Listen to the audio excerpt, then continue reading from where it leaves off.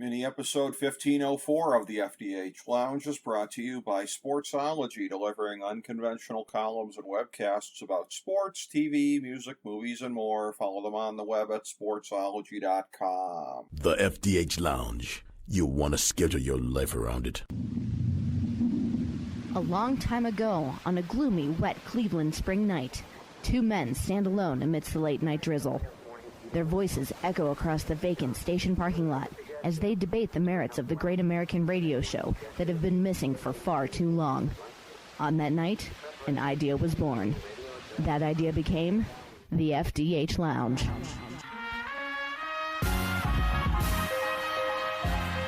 Welcome to the FDH Lounge. Hello and welcome to FDH Lounge mini episode 1504, our Better Call Saul episode 6.12 preview.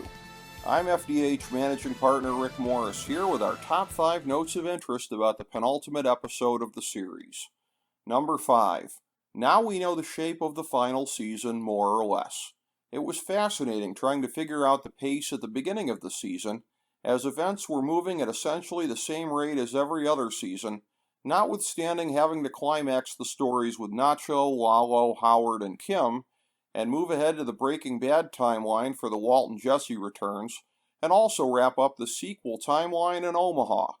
It took 9 of the final 13 episodes to work through the conclusion of the Better Call Saul timeline, but then the 10th one jumped straight to Omaha. This past week made clear that the direction is a lasting one. We are spending the rest of the way in Cinnabon Gene's black and white world, with flashbacks to Breaking Bad era segments used to illustrate the recurring patterns of Saul's life. Anything from Breaking Bad just serves as garnishes at this point to the main story, the culmination of Saul's life story. In real time on Twitter, this decision was regarded with mixed approval at best, but it's a daring one decided on by the show creators. Number 4. Marion's on the internet now. Ruh-roh! Something tells us that she's going to be doing more than looking up cat videos, and since her son spent time in Albuquerque, any kind of Googling of that area in this alternate universe would be full of headlines for months, if not years, about the area's most notorious lawyer disappearing under cover of night. Number 3. We now understand what a reckless choice that Saul made in pursuing Walter White's business.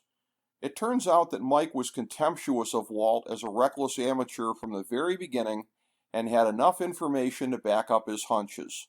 Saul recklessly strode into that high school anyway and set everything in motion for countless other parties. This reveal was in service of the emphasis of Saul's resumption in Omaha of his lifelong pattern of pursuing scams with the zeal of an addict. Number 2. Saul's relapse into his former life came after 2 big punches: the reveal from Francesca that the feds found all of his hidden investments, and whatever happened in that phone call to Kim's workplace. The mystery about the latter call is particularly vexing, as we don't know if Kim rejected Saul again or something worse, like a co-worker sadly informing him that she is now dead. One way or another, we are going to learn her fate, but it may not be uplifting. Number 1. Saul is heading for a very unhappy ending on the current trajectory. In the Albuquerque verse, everyone always gets what they deserve. It was clear that Walt was going to get his in the end, just like Jesse had earned a better way out.